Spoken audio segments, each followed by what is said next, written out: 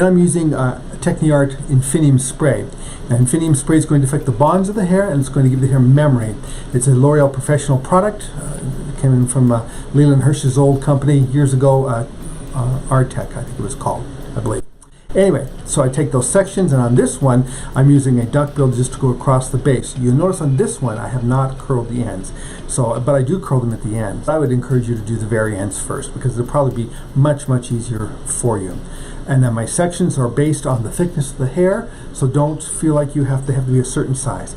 Here's where you can see I'm really twisting it in on itself until it collapses in, as you'll see in a second, and it literally turns into a nice corkscrew kind of a Bantu knot. So love those things, they're terrific. Do that all over the place, all over. By the way, on these you can do this if the hair is dry, sleep on it, and the next morning you'll have curl, because you're a mammal, your head's warm, it'll give you some curl. So you could try it that way too and not use a flat iron at all, not even at all. Just curl the ends, wrap it up like this, and away you go.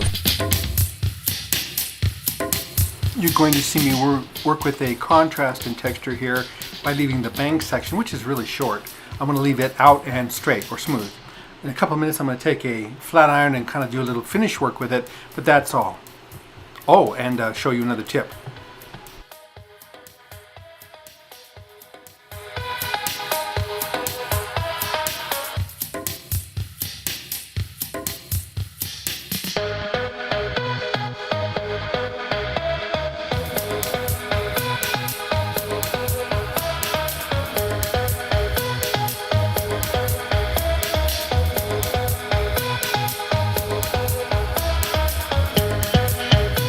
First though, let's begin by heating our Bantu knots, and what we're going to do is every angle, or several angles at least, just to get that in there the way we want it.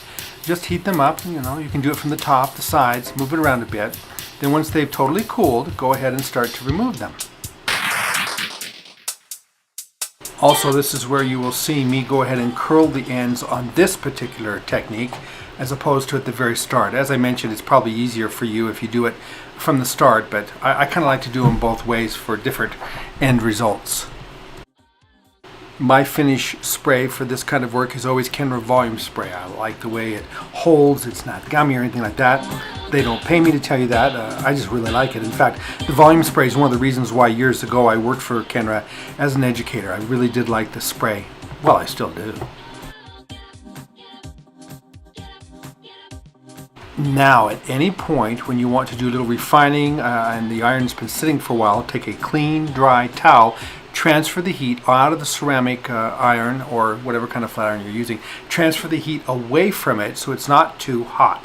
This should be done anytime the iron has been sitting for more than a few minutes, so that it doesn't get too hot and burn your hair.